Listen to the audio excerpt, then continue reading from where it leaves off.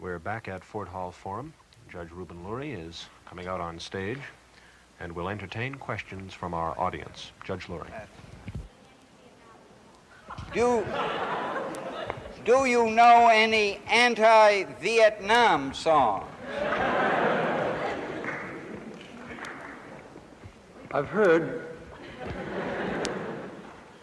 dozens, really, maybe 50 or more. One of the songs is the famous one Tom Paxton made up. Lyndon Johnson told the nation, have no fear of escalation. We are trying everyone to please. Though it isn't really war, we're sending 50,000 more to help save Vietnam from Vietnamese. It's one of Tom's best songs. He gets tremendous applause when he sings it, but I don't believe it has been played on the radio much.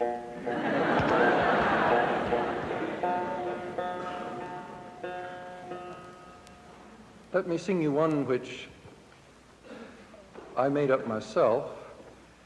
Doesn't mention Vietnam by name, and it's conceivable that in another period of history I might sing it with quite different. But I know what it means to me right now. I know that the song gets good applause when I sing it in my concerts, whether at Carnegie Hall or out in Central Park or anywhere, and I wanted to sing it on the Smothers Brothers show a couple months ago. And the Smothers Brothers wanted me to sing it too. I said, oh, that's great. But the CBS brass said flatly, we will cut this song out of the show, and they did. I made this about a year and a half ago. Not quite.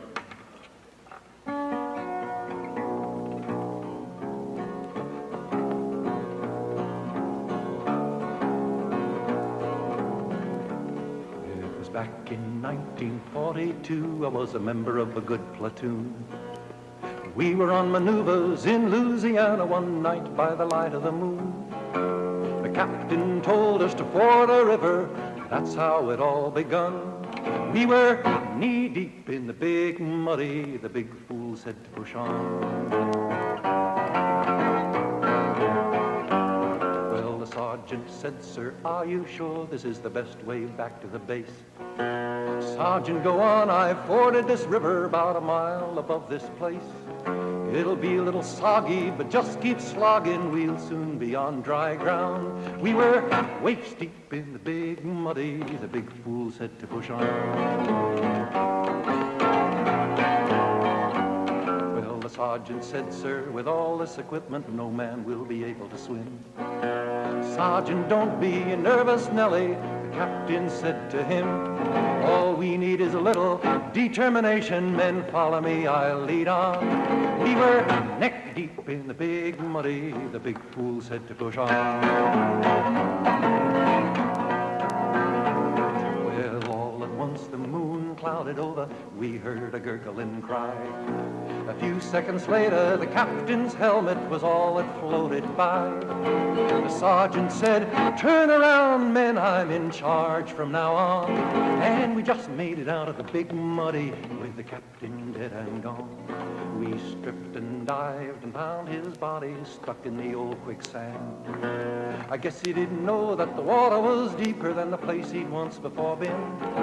Another stream had joined the big muddy about a half mile from where we'd gone.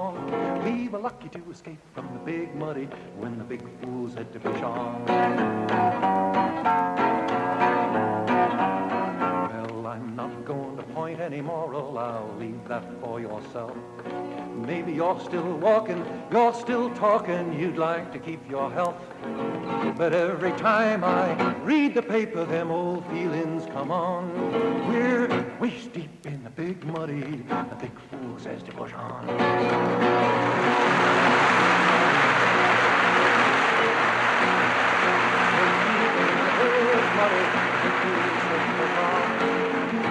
Waist deep, neck deep, soon even a tall man will be over his head. We're waist deep in the big muddy, the big fool says to push on.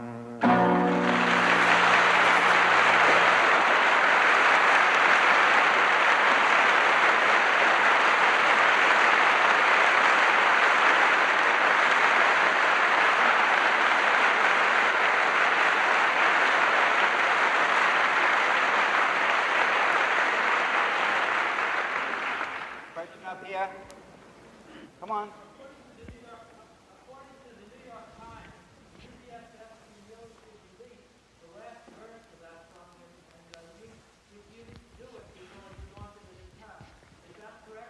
Is it correct that CBS only wanted you to delete the last verse of this song you just sang? I never spoke directly to CBS. I spoke to...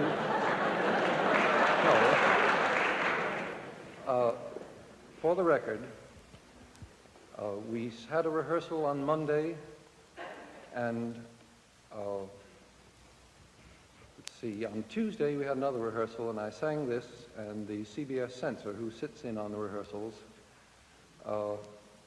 said, I was told that he said to Tom Smothers that I don't think that song's going to be possible to sing. People might think it refers to Johnson.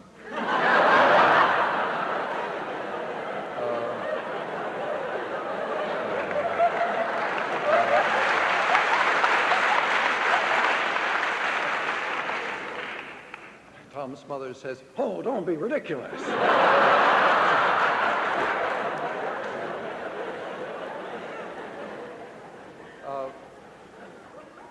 But on Wednesday, I was asked by one of the, whether it was Tom Smothers or one of the other people connected with the show, said, "Could you take out that sixth verse there?" And I said, "No, that's part of the song."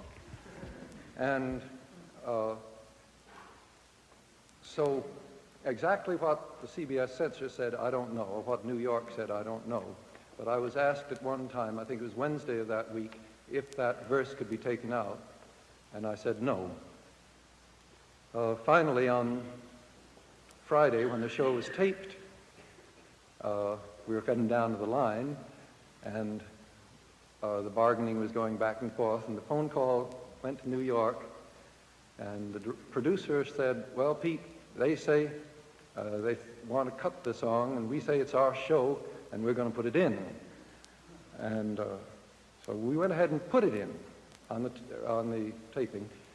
But as evidently during the next 4 or 5 days, the New York said, "Well, it may be your show, but it's our network," and it came out. I think they're wrong, though. I think the network really belongs to the American people.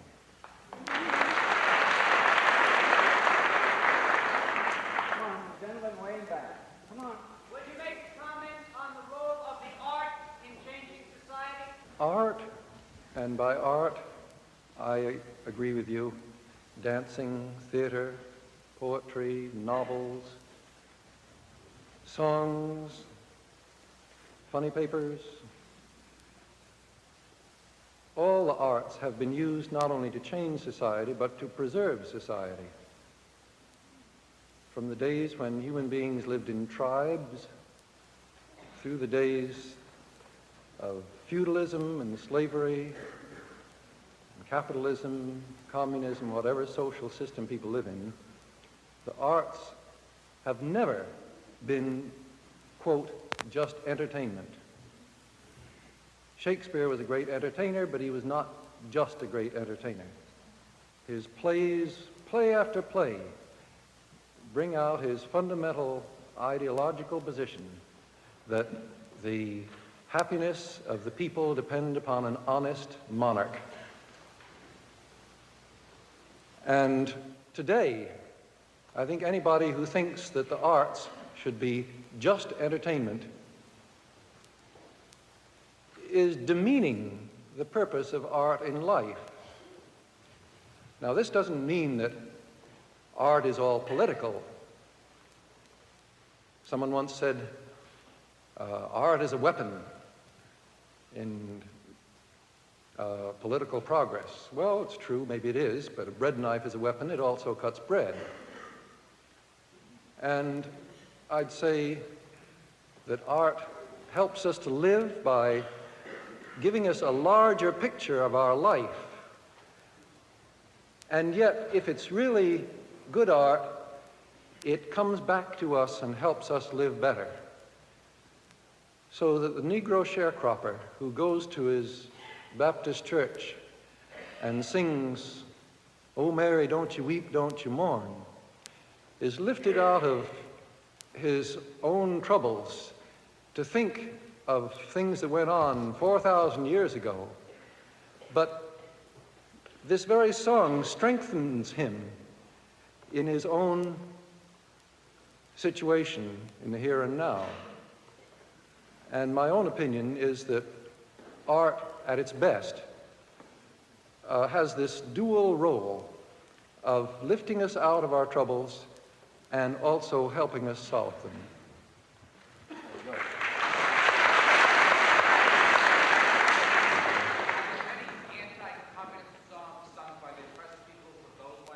Are there many anti-communist songs sung by the people living in these oppressed lands? I haven't learned any. I haven't actually heard them, but I know that they exist in some of the European countries. There were people who found they did not get along with the new government for one reason or another, and there were songs like people in prison have often made up in every country of the world.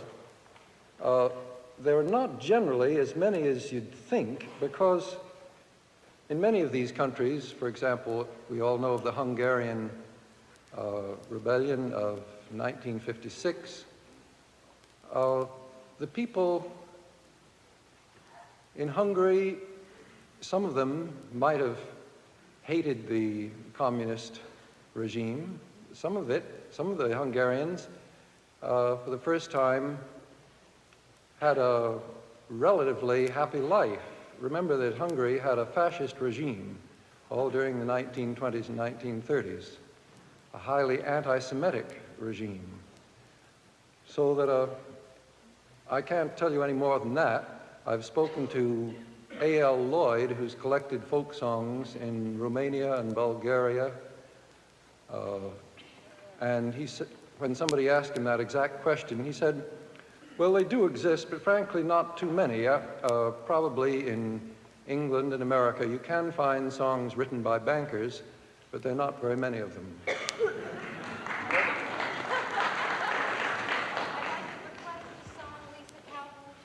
What is it? Put your question first. Could you please be more specific as to what solutions and what actions you think should be taken to combat the present political problems in the United States? What actions should be taken to combat the present political problems in the United States? I will now give you all the answers to all the world's problems.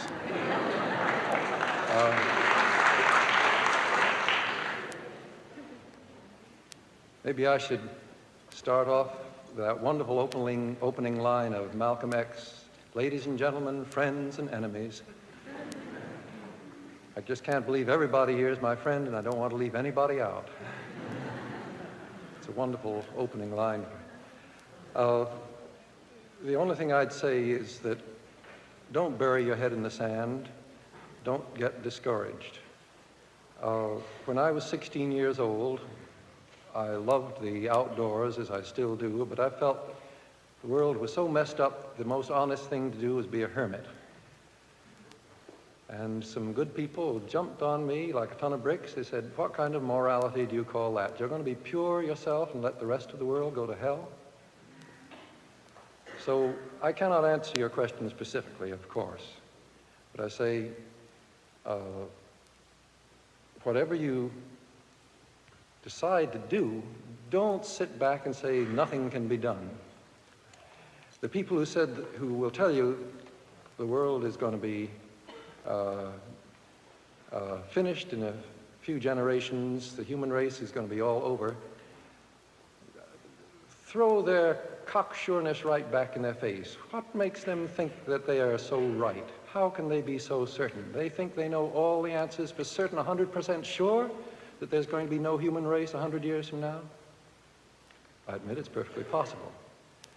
But if anybody asks me, what would you do? I say, don't just sit back and say it's a foregone conclusion. Figure that the world is at least a 50-50 chance, and maybe your little grain of sand, as much as mine, might help tip the scale, and it might be the grain of sand which would mean the human race will keep on going.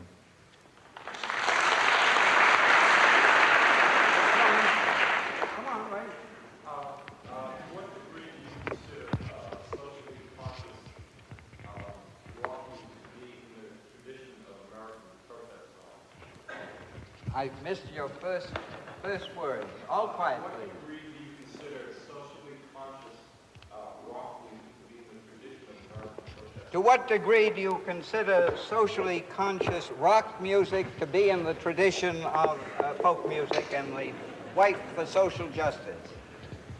Here again, I can't say that I've heard that much of it. I've heard a little of it, and my guess is that it's in the tradition of a lot of popular poetry, from François Villon right on down, and it undoubtedly comments. Whether these comments are all understood, though, is a different thing. And I myself am kind of an old-fashioned person when it comes to art of any kind. I believe that art does need to be understood. Now, this doesn't mean that you have to make everything simplistic. Go Tell Aunt Rhody the Old Gray Goose is Dead is a very simple song, but it's got layers and layers of meaning. And art at its best should always have many layers of meaning. We know that some commercial art often has only a surface meaning, and it's so shallow that after you've, well, take a pop song. Wrap your troubles in dreams and dream your troubles away. It's not got enough layers of meaning to keep you, so that this is why you can leaf through the years of popular art, whether it's the comic strips or popular music or popular novels, and laugh at them because their meanings were so shallow. At the same time, if you deny your audience any superficial meaning, you're making it very difficult for people to get with you.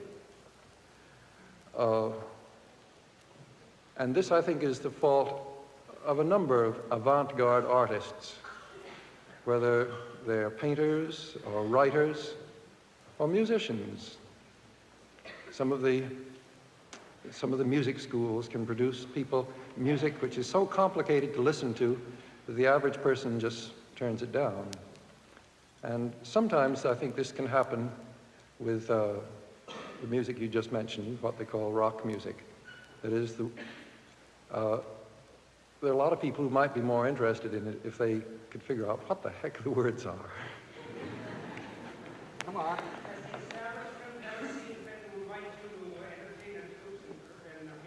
Has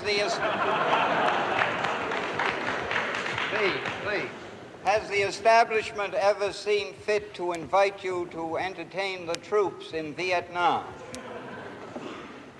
I'm not sure if I know what you mean by the establishment, but I never have been invited, no. I'm disturbed by your statement that the Israelis were trying to take over. Give us some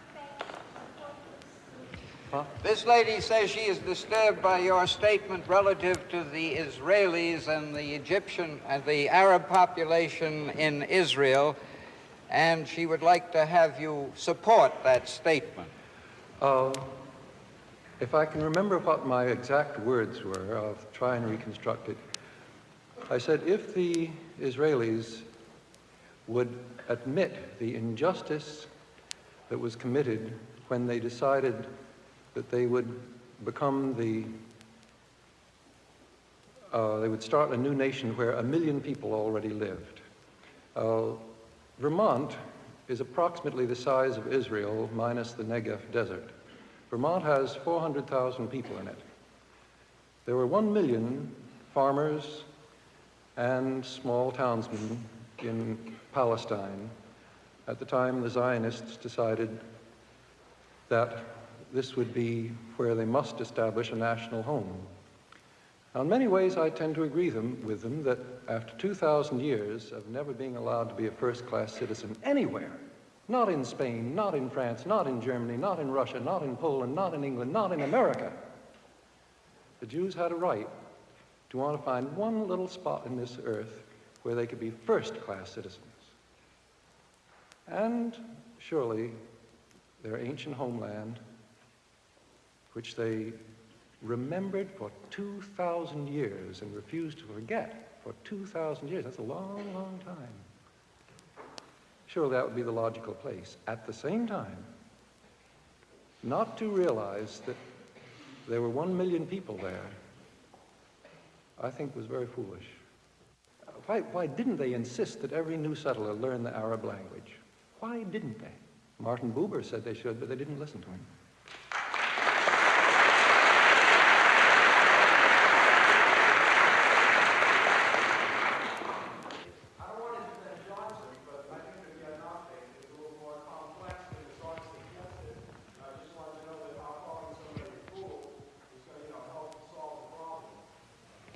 This gentleman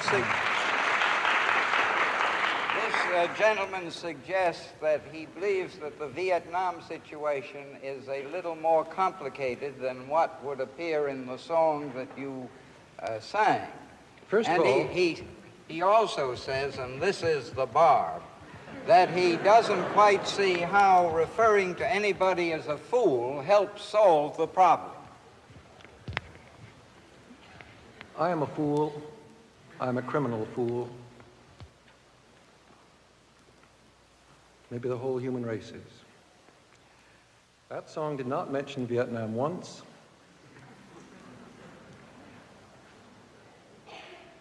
I'm a shoemaker. I go around the world making shoes, and if they fit, why, it's not me.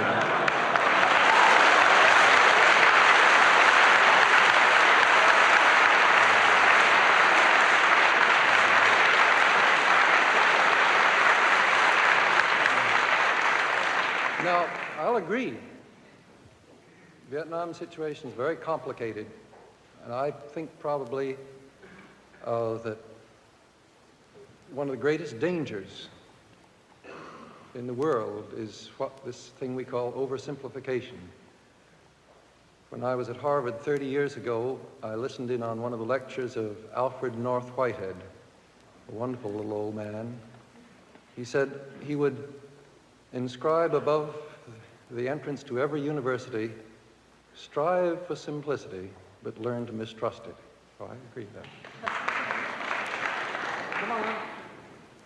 Come on, this gentleman who stood, come on. Wait a minute.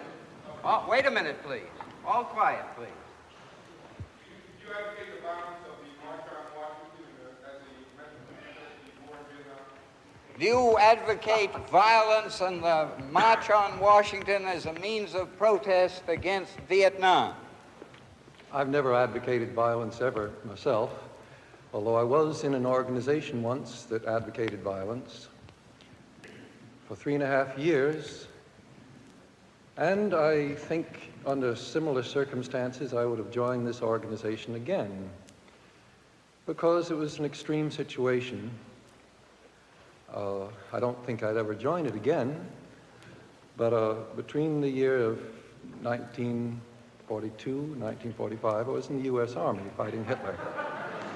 And so I'm not a complete pacifist. That's the only way I can answer your question, sir. Further question? Yes? What do you think is the effectiveness of the recent renaissance in the resistance movement to the war, in marches and turning in back? What do you think is the effectiveness of the recent renaissance of resistance to the war by way of the marches, the protests, and the rest of it? Sir, really, you're asking me a lot of these questions, asking me as though I was some authority. I'm just as ignorant as most people. I feel like Will Rogers, who used to say, all I know is what I read in the papers. I'd say that every little bit helps, and while I don't agree 100% with a lot of people, I'd say go to it. Maybe you're right, maybe I'm not. My own particular angle is I'm trying to reach the 180 million people who don't read their newspapers much, who all get all their information from that little magic box in the corner of their room we call a TV set. And this TV medium is tightly under control. Do we realize how much it's under control? This is a wonderful Ford Hall Forum, but has it been put on TV? Why isn't it? Because TV is the greatest mass media the world has ever known. Freedom of speech is wonderful if you're speaking to a few hundred, or if you're speaking to 1,000, or even tens of thousands. But if you get on the Smothers Brothers program with 35 million people listening, they're very careful about what is said. Further question? Yes? Come on. What good do the Vietnam protests if we don't begin to admit the crimes like the ones that are part of our heritage against the Indians? What good projecting on Vietnam and protesting the evil there if we don't begin in our own communities and our own homes to begin to look at the crimes that are part of our own heritage? What good is it? Not beginning this. What good is it to protest against the situation in Vietnam when we do not look in our own history to see the crimes that have been committed here, as, for example, against the Indians? I tend to agree with you, sir, that freedom and peace begin in your own home and your own community. There's many a man who's been a great revolutionist, but his poor wife has been enslaved to the stove all her life.